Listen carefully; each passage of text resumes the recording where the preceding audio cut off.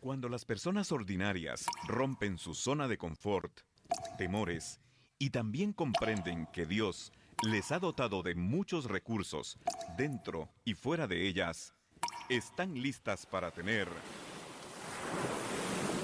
vidas extraordinarias.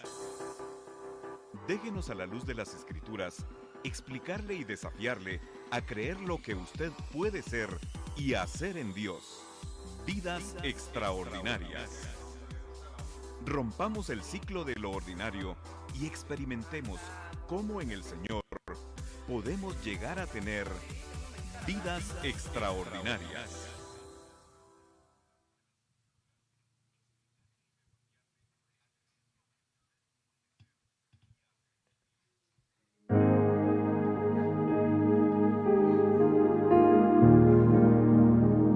Buenas tardes, qué gusto saludarlos, qué bueno poder estar acá en otro episodio más de Vidas Extraordinarias. Es un gusto para nosotros estar acá. Mi nombre es Bayri González y estoy con Marlin Ortega de González.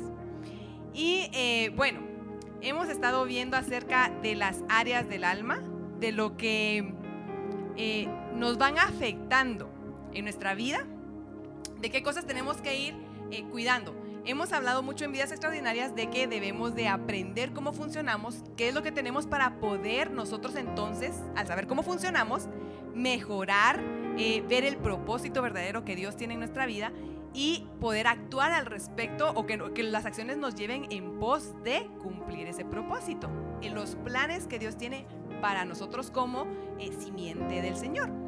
Y los viernes hemos estado hablando acerca de que hemos tomado como ejemplo los hijos de Jacob, son 12, y que hay 12 áreas del alma. Y hemos hablado de la rebelión, del odio, de diferentes áreas que tenemos que ir conquistando.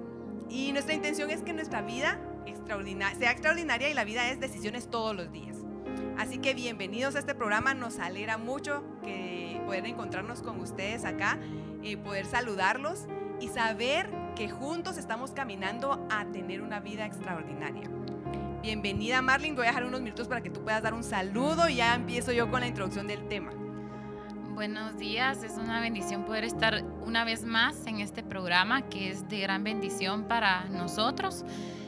Definitivamente hablar de las 12 áreas del alma es muy importante porque a veces no nos hemos dado cuenta por qué tenemos actitudes en nosotros, ¿verdad?, que nos están haciendo actuar de una manera que no nos gusta o no le agrada a la gente que está con nosotros, y muchas veces no entendemos por qué tenemos conflictos, y es bien importante que las estudiemos, que las analicemos y que escudriñemos nuestro corazón si alguna de ellas está dominando nuestra alma.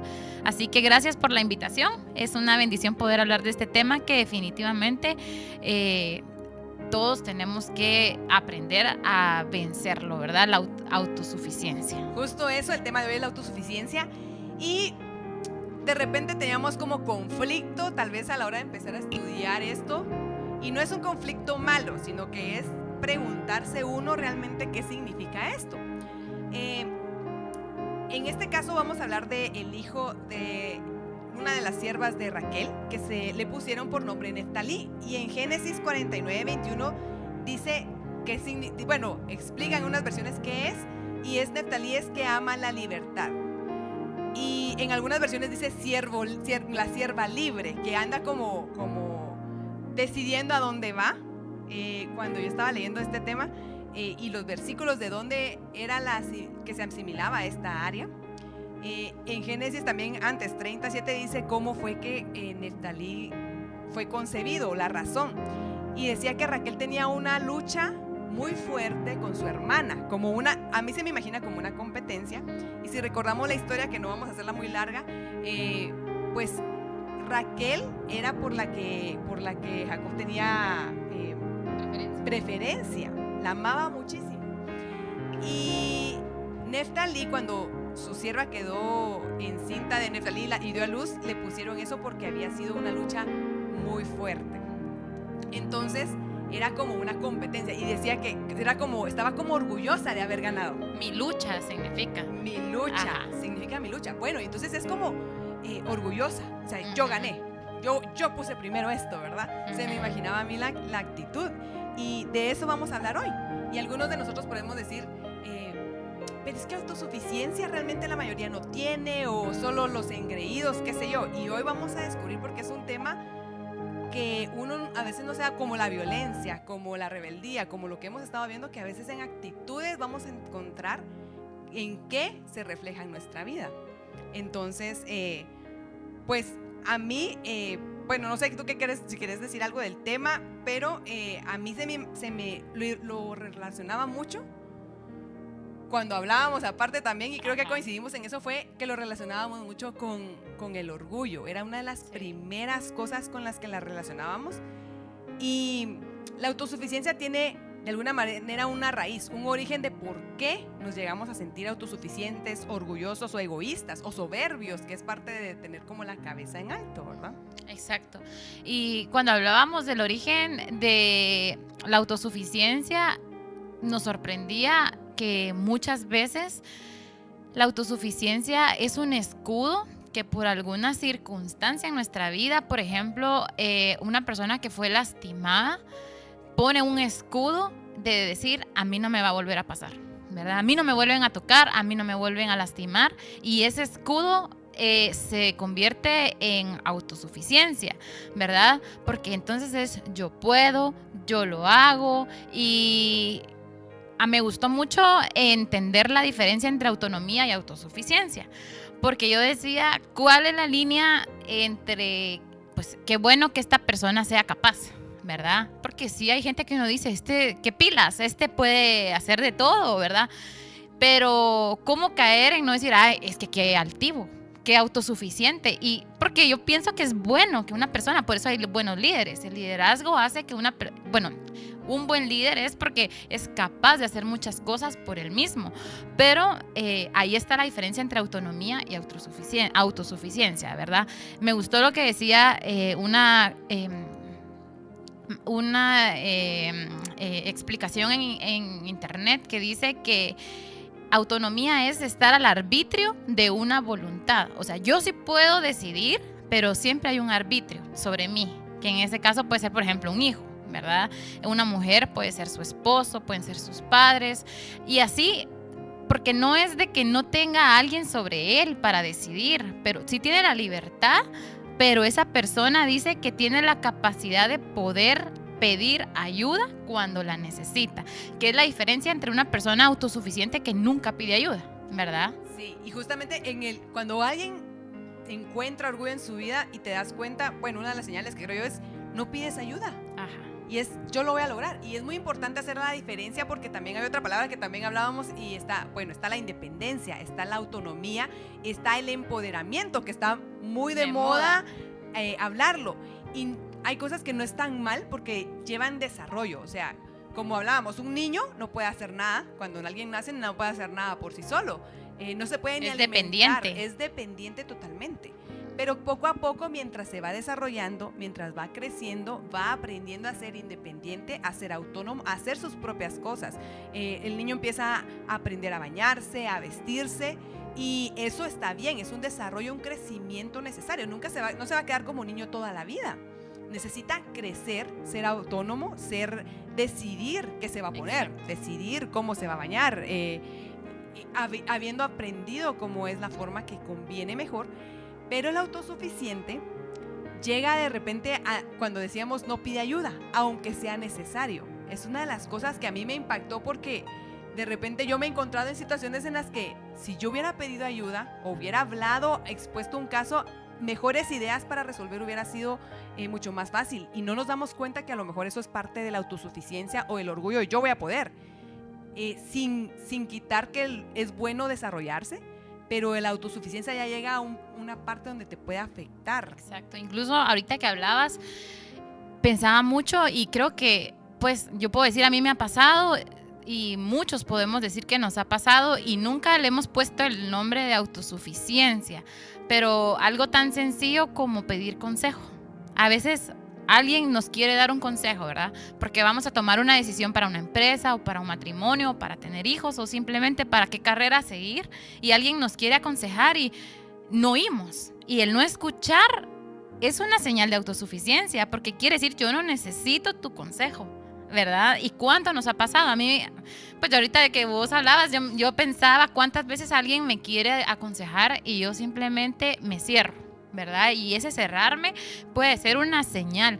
Creo que es bien importante que si alguien no tiene el concepto de sí mismo como una persona autosuficiente, porque no le vamos a decir orgullosa o altiva, ¿verdad? Que tal vez no es eso, y puede ser una persona muy noble, una persona muy cariñosa, una persona muy dulce, pero si tiene este tipo de actitudes es importante. A mí me gusta Salmo 26:2, porque David decía: escudriñame, oh Dios, y pruébame, examíname, porque es importante que la gente, pues que todos sepamos si realmente tenemos un área de nuestro corazón que tiene esa autosuficiencia, porque eso quiere decir que si yo tengo autosuficiencia, no le he rendido esa área de mi alma a Dios.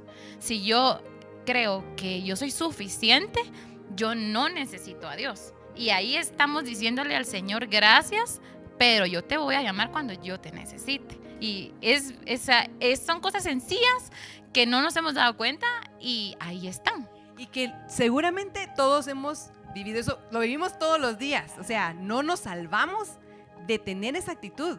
Me daba, yo también había concordado contigo, no lo había dicho, pero también el de que cuando yo viene una idea, o yo le pongo una idea, que alguien me sugiere algo, yo me cierro. ¿Cómo es de uno de orgulloso o autosuficiente? Y el hecho de decir, ¿sabes qué? Te llamo cuando ya me estoy aquí con el agua hasta acá, Señor, gracias, pero hasta ahí te voy a llamar. Es una señal de autosuficiencia a la cual, no, como dices bien tú, no le hemos puesto ese nombre, pero es una señal que seguramente muchos de nosotros, tú te puedes encontrar en esa situación.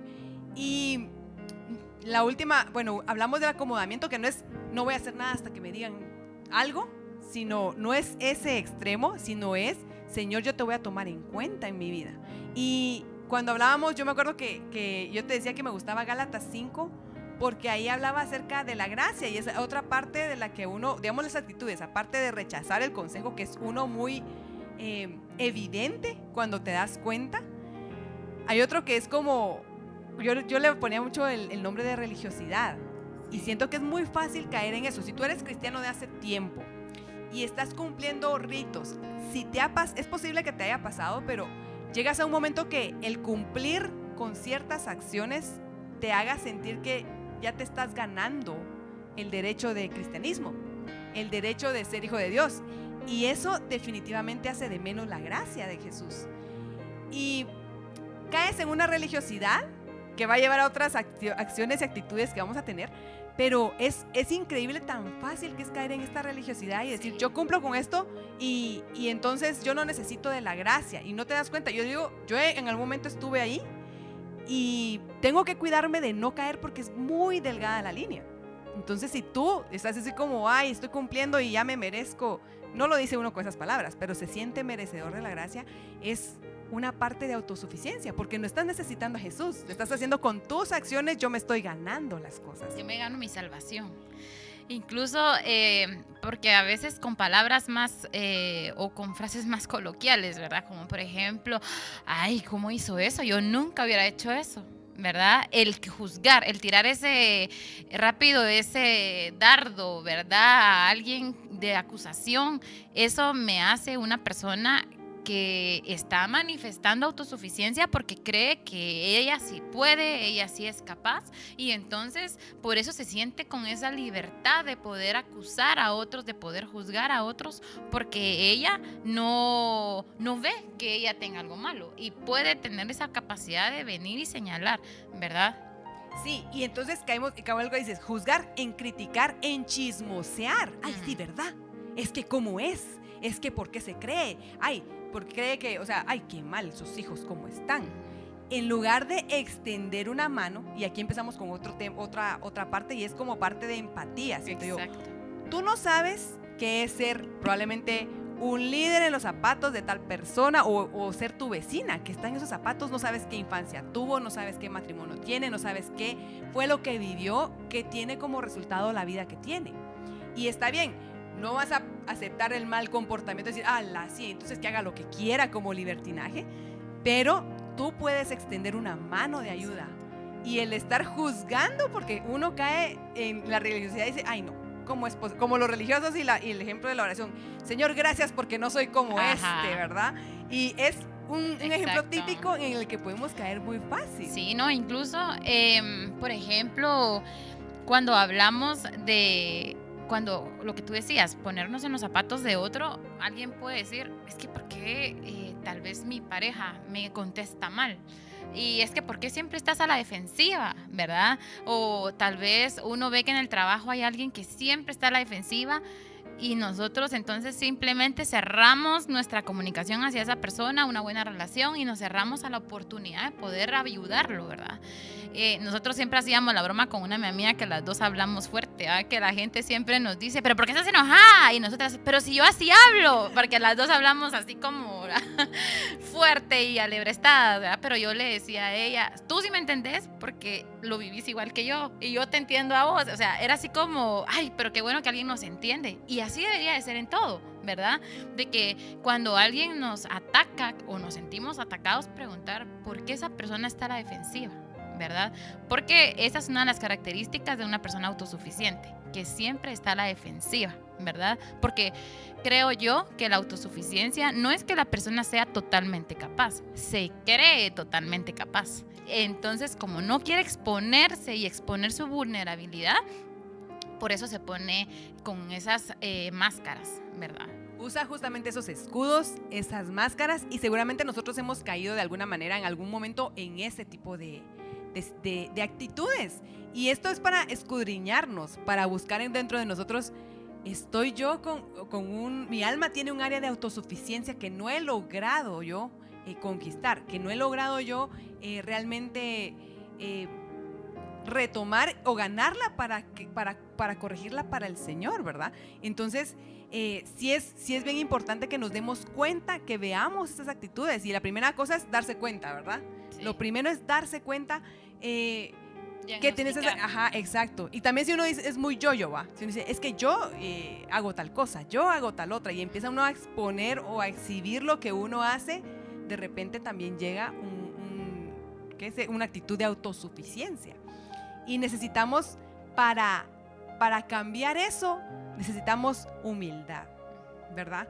La humildad es algo que yo tenía un concepto totalmente distorsionado de lo que era la humildad, y la humildad yo pensaba que era así como, ay, no tengo nada, me tengo que hacer de menos, porque pobrecita yo, tengo que hacerme pobrecita y qué sé yo, algo así. Y la humildad no es eso. A mí me gustaba un concepto que compartía mi hermano hace muchos años, y es la definición de esto, y es saber que eres tú, saber.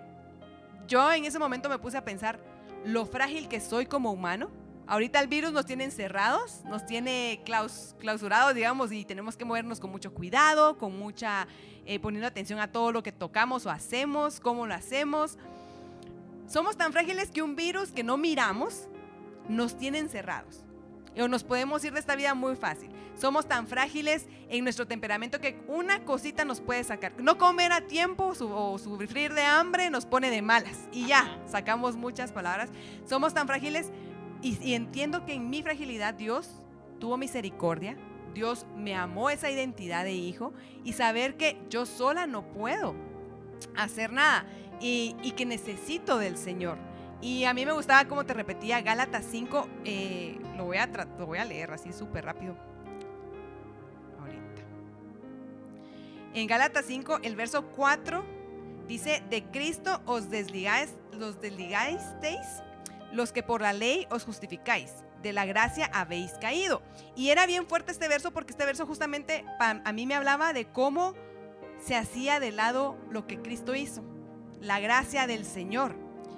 Y dice en el 5, dice, pues nosotros en el Espíritu somos guardados, y por la fe en la esperanza de la justicia, porque en Cristo Jesús ni la circuncisión vale algo, ni la incircuncisión, sino por la fe y por la fe obra el amor.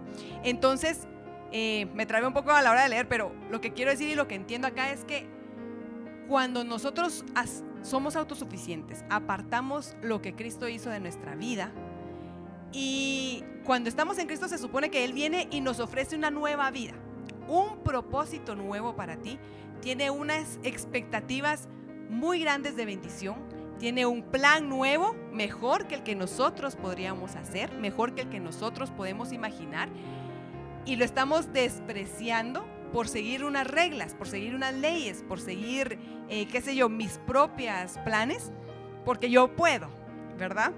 Y entonces acá lo que hay que entender es que nosotros por nosotros mismos no podemos llegar al plan de Dios, exacto, al 100% del Señor, sino que necesitamos de Él para poder hacer, y reconocer eso creo que es parte de la humildad. ¿Qué somos? ¿Cuál es nuestro lugar realmente? Exacto.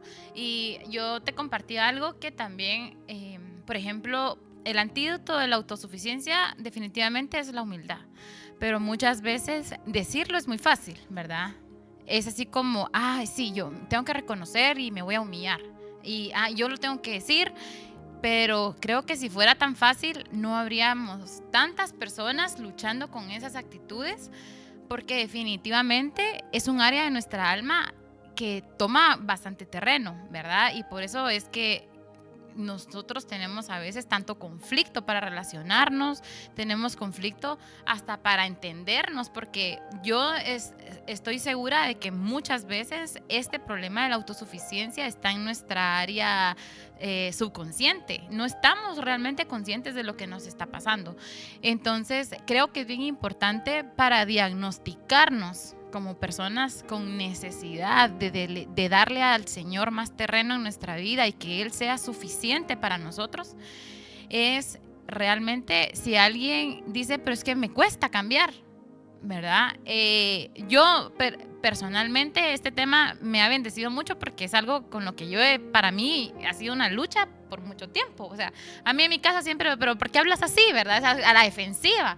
Y el Señor me ha mostrado, incluso me ha metido a procesos bien profundos para arrancar de mí ese orgullo que tal vez yo no sabía que estaba ahí, pero el Señor sabía. Entonces tal vez yo le oraba al Señor y le decía, Señor, quítame este orgullo, quítame esto, pero yo no sabía el origen. Y por no conocerlo, el Señor tuvo que meterme a procesos. Yo tengo bien claro cuando una madrugada el Señor me despertó y me empezó a mostrar áreas de mi vida, pero fue como haber visto pura película.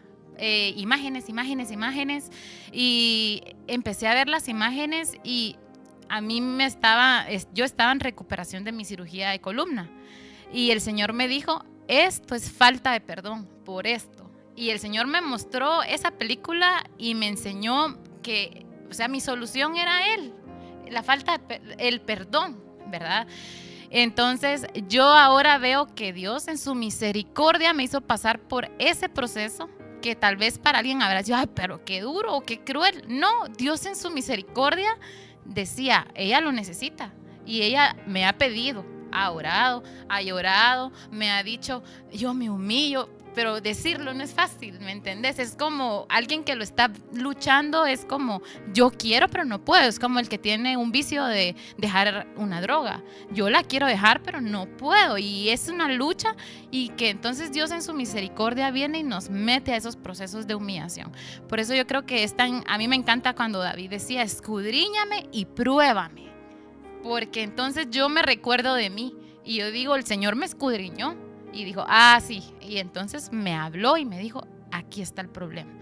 Entonces es bien importante entender que aún los procesos de Dios son para nuestro bien, ¿verdad? El Señor nos mete a esas pruebas muchas veces muy duras, a veces son más suaves, porque como vos decías, ¿verdad? Alguien puede decir, no, yo voy a entender y voy a cambiar, pero muchas veces el problema es un poco más pequeño, pero cuando son ya problemas más grandes, se necesita ya algo más profundo, ¿verdad? Sí, es como decía, está como más arraigado. Exacto. Y ahí, o sea, si no cambias, si tú dices, bueno, yo voy a cambiar esto porque ya me di cuenta que tengo autosuficiencia como un área del alma a tratar, y lo voy a cambiar con humildad, pues pueden ser muchas acciones que se puede hacer, saber lo que soy, estar agradecido. La conexión con Dios es muy importante porque nos nos regresa a una realidad espiritual, porque todo el sistema alrededor nos da una información acerca de lo que es nuestra vida. ¿Quién eres tú? ¿Qué deberías estar haciendo? ¿Cuánto deberías estar ganando? ¿Qué debería de estar creciendo en qué sé yo? Entonces el sistema te va alimentando esa información, pero Dios tiene un plan para ti.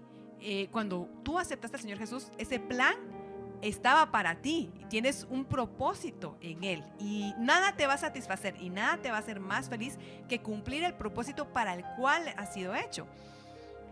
A veces, pues primero es no frustrarnos al tener conexión con Dios. A veces las acciones de cada día no vamos a poder dominar áreas o actitudes porque están más arraigadas en el subconsciente.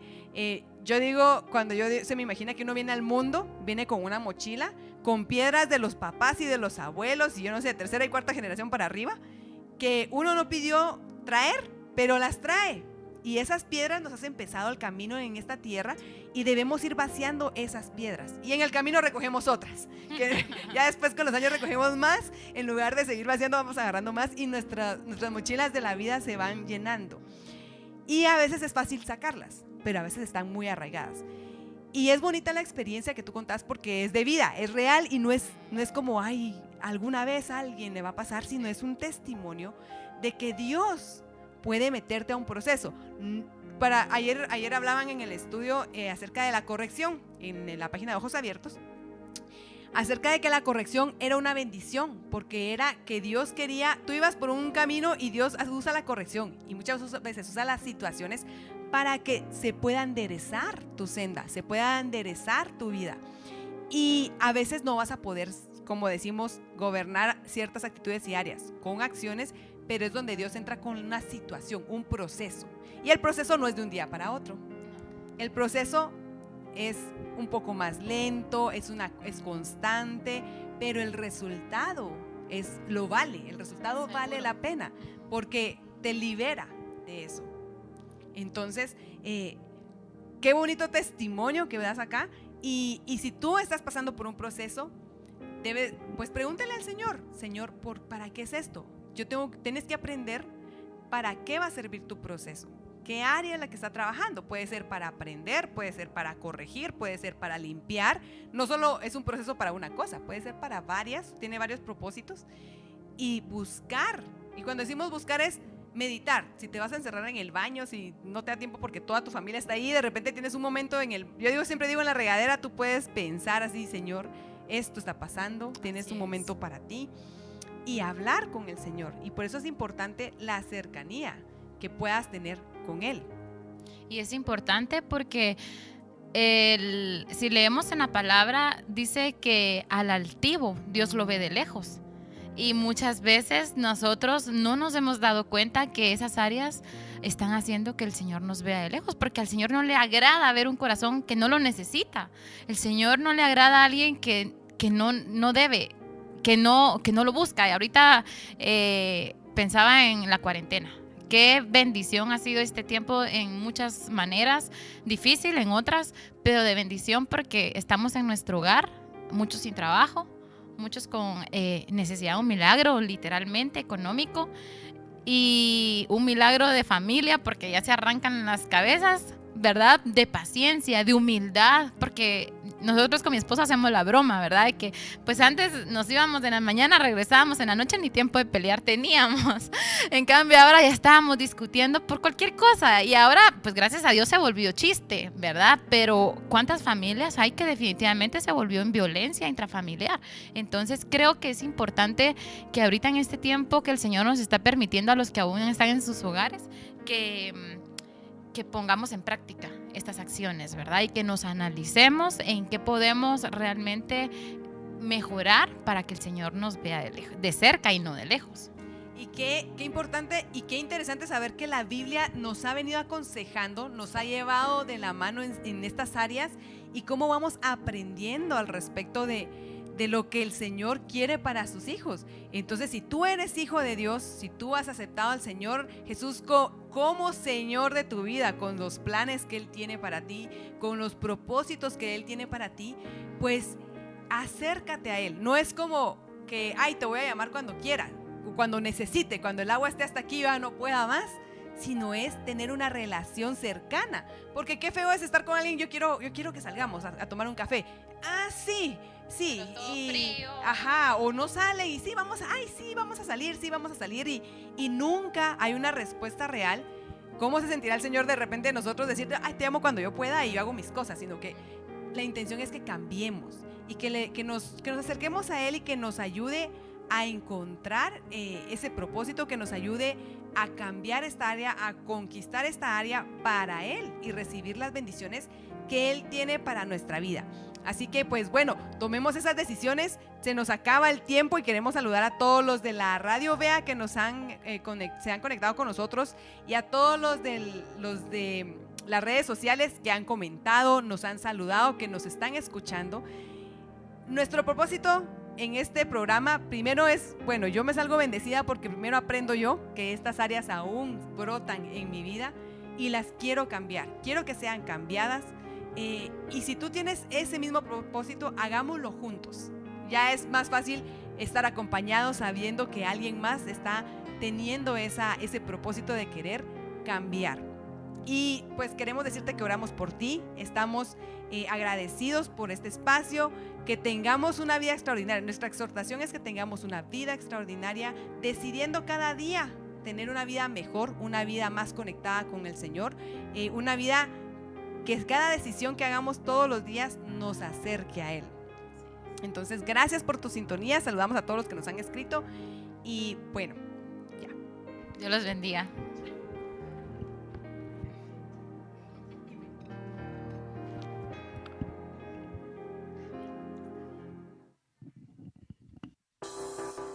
Su vida es un proyecto que Dios espera ponga en sus manos. Y lo que quiere es desarrollar una vida extraordinaria. Adelante, ponga en práctica lo que ha aprendido en este programa y le damos gracias por habernos acompañado. Esto fue Vidas Extraordinarias.